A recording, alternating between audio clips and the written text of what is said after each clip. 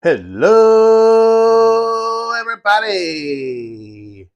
We are here for part 3 of our best of 2025 top 10s. We have done autographs, we have done vintage, and now it's time for our top 10 TTMs of 2025. Let's check it out.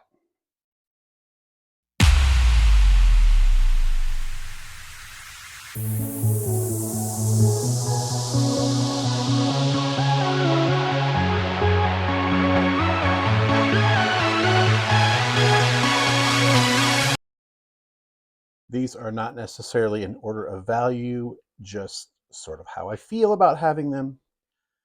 With TTMs, it can almost change sort of day by day, but this is what I have for today. This is what I put together. A lot of cards that I love didn't make the cut, but at number 10, had to work in one Sonic, Nate McMillan, great defensive player. Coached the Sonics, some other teams I won't mention, especially another one in the Pacific Northwest. Was 1 for 2 on him. He kept the other card, which I really wanted back, but I was happy to get that. At number 9, first time I've ever gotten this player TTM,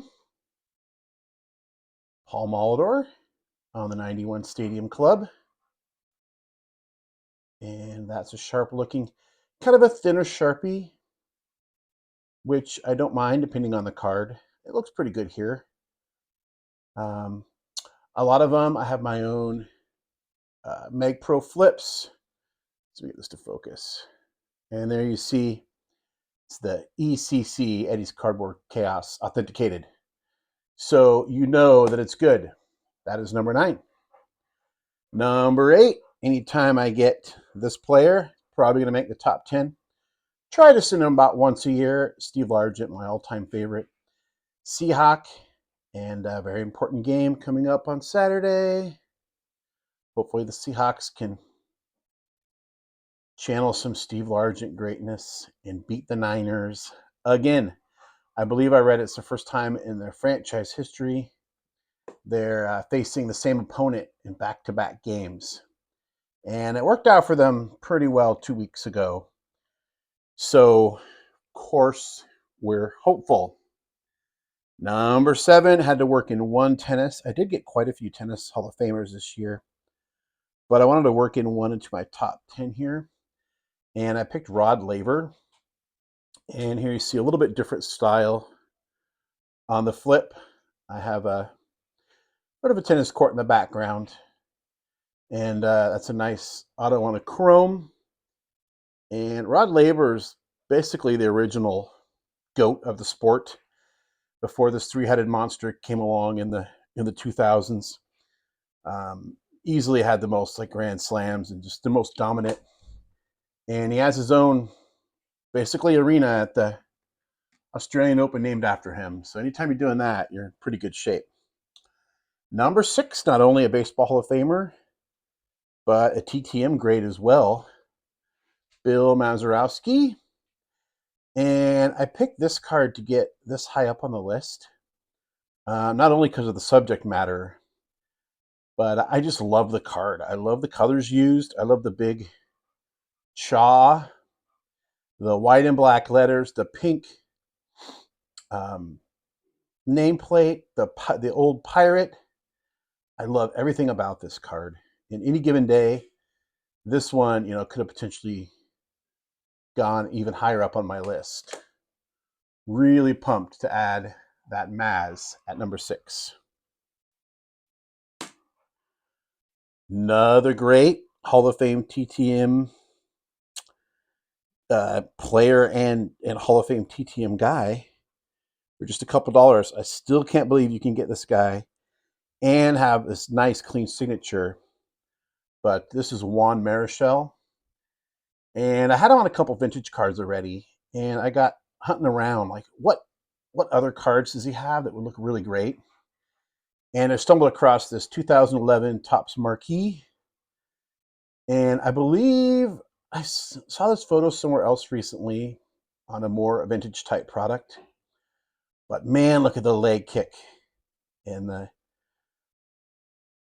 just the composition of this card and everything about it is perfect. And the autograph placement and the color and everything. It's essentially like a Stadium Club card.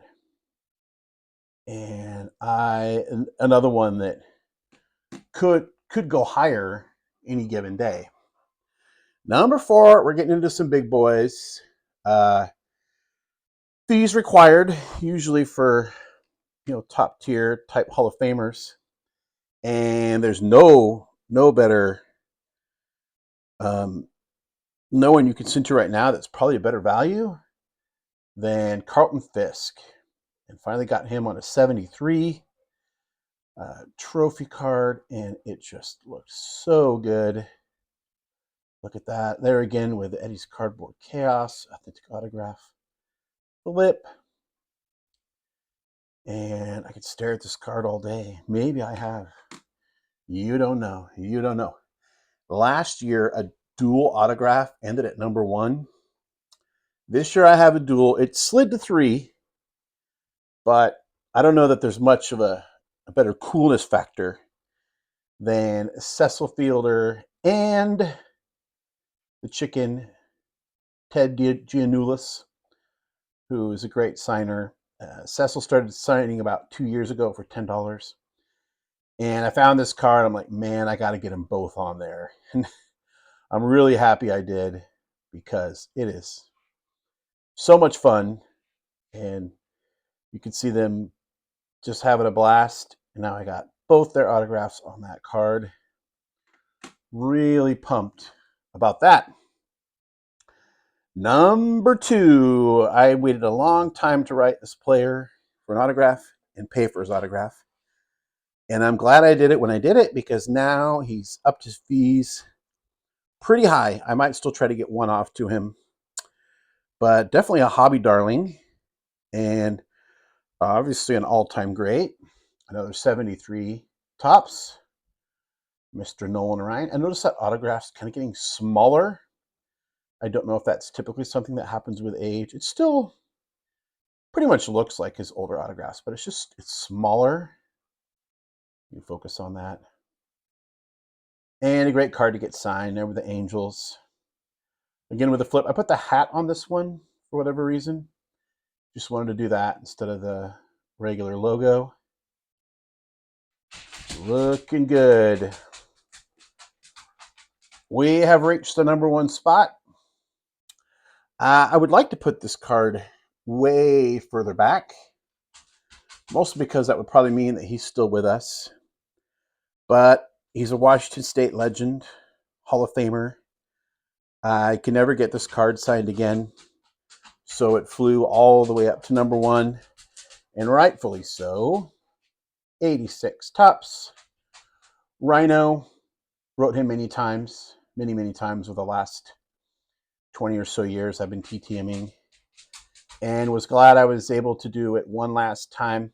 Such a good guy. He was signing as long as he could because he loved fans, and he liked signing for fans. And I'm happy that I got to add that while I could. So, you know what we normally do. Fictional scenario. You can reach down here. You pick up one card for your PC. You add it to your PC. What are you getting? You getting that Largent? Is that Nolan staring you down? How about this pink on this Maz? Looks so nice with the black and the white. What do you got? Let me know below. Thanks for watching. And until next time, remember, we don't count subscribers, we count friends.